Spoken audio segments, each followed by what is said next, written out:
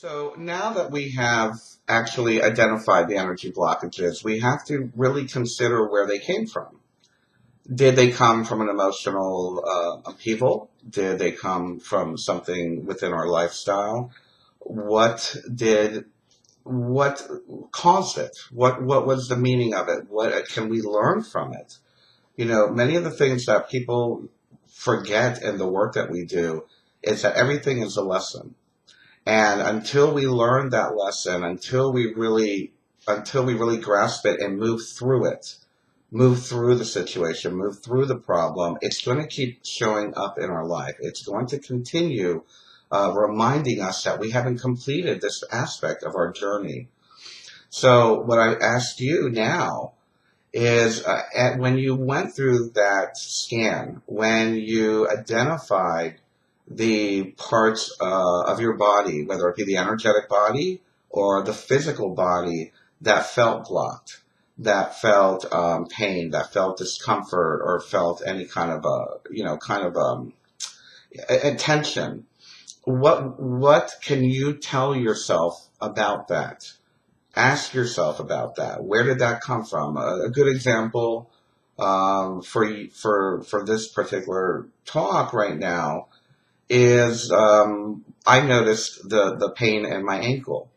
That could only have come from several years ago, many years ago, actually, about 7 or 8 years ago. I was at a nightclub. I drank too much, and I fell down the stairs and broke my leg.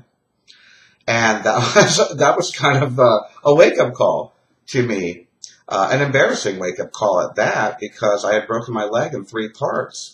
And what had happened was I had to take care of everything myself, because legally I was responsible for what had happened. I had to take responsibility for that. So, this is way before GIC and AKB TV and all of that. So that was kind of the wake up call for me to stop being this young, crazy kid that thought he could go out and party till 2 a.m. on a work night. It was a work night. And actually, the funny part, to give you a little giggle, it was the second day of a new job that I had, and I was with my boss that night.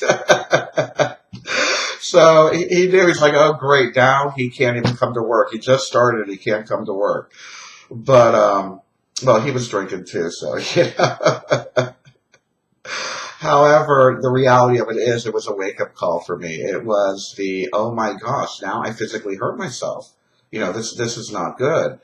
And perhaps, and I'm just hypothesizing here, is that perhaps that pain that I'm having in my ankle right now is maybe some regret or resentment I have toward the fact that I did have to, I had to go through major months of pain.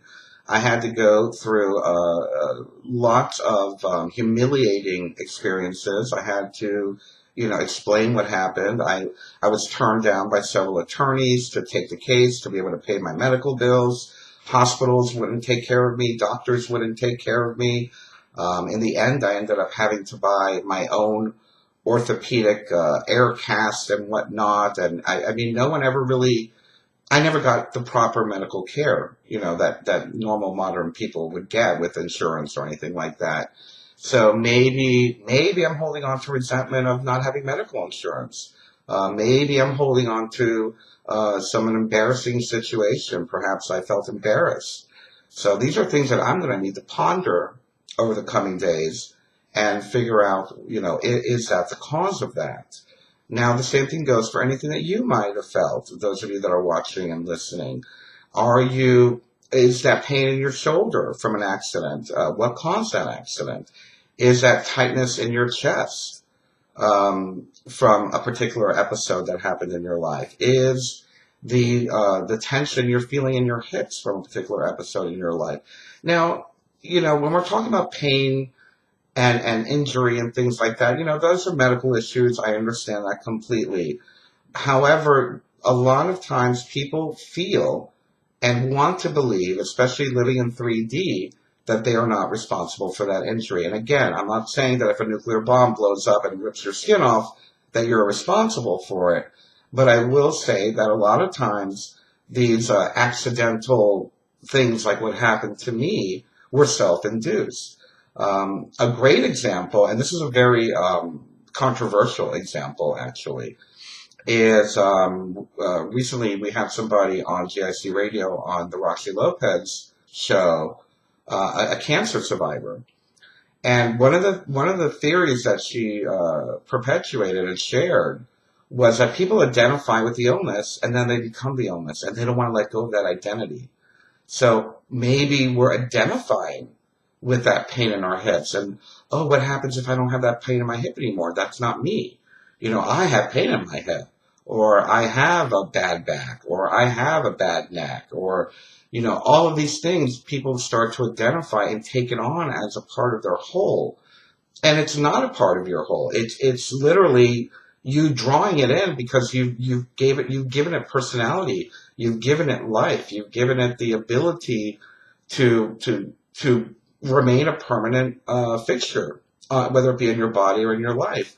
Many times, a great example for me personally is I have back problems, or I'm not going to say I have back problems. I had back problems. I used to say I cannot do heavy lifting. I cannot do manual labor. I can't go to a gym. I can't do weightlifting. I can't do this. And because of that, every several days, all I had to do was move the wrong way, or lift up the cat litter box the wrong way, and I would be in bed for 3 days with a back that was thrown out. Now, over the last year, I had learned to get over the idea of identifying with my shortcomings or self-imposed limitations, if you ask me. And the next thing you know, now I've been an active uh, gym going dude. I'm on the treadmill a couple times a week. I am lifting weights. I am running and doing all the things that I said I couldn't do because of my back. And so again, that's just an example. And this could play out in many different ways for you. This could play out in whether it be emotional. Don't forget, we have emotional self-imposed handicaps. That bad relationship that I'll never love again, I'll never trust again. Maybe that's that heaviness in your chest. Maybe that's that tightness in your chest, not allowing your love chakra to expand, not allowing your love chakra to emanate and allow a nice, beautiful relationship back in your life. It could be with friends, it could be with family, it could be with pets. I know people that won't have pets because they can't handle the fact that pets die.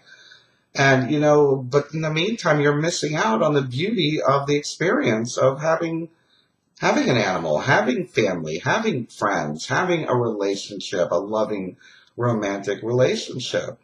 So as we review our last exercise and move through our energy body, move through the things that we identify as energy blockages, we need to ask ourselves, where do they come from? What am I doing? What am I doing to allow this to continue? What have I gone through that has altered my perception of my full infinite possibility? What has allowed me to not have confidence in not having a relationship, or not going to the gym, or not meditating? A lot of people are afraid of meditating because they think they can't do it good. So there are many different levels and aspects that we can look at when we're looking at energy blockages. As well, if it is a supposed Klingon, an energy Klingon, or an entity that has clung on to you because maybe you were a part of a dark aspect pagan group. I knew, I should say, I wasn't involved, but I knew people that were very much involved in the Sumerian pagan aspect, and some of that is very dark. And now, I heard over and over again, I hear the stories of all these negative things that happened to them. And now that they're older, they've moved beyond that. However, they're still having these negative, arm breaks and, losing a tooth and, all of these things that are brought on from perhaps past karma when we've lowered our vibration to allow entities into our energy body. So, again, brutal honesty. What have I done? What have I been doing? And have I worked through it? And maybe this is what it is, and this is why I'm feeling what I'm feeling. So we need to really think about that. For those of you that are watching this, I would suggest pausing this, think about it before you do the next exercise. And if you want, you can always replay it at your leisure when you need to. But next, what we're going to do is we're going to do the exercise to release these actual blockages.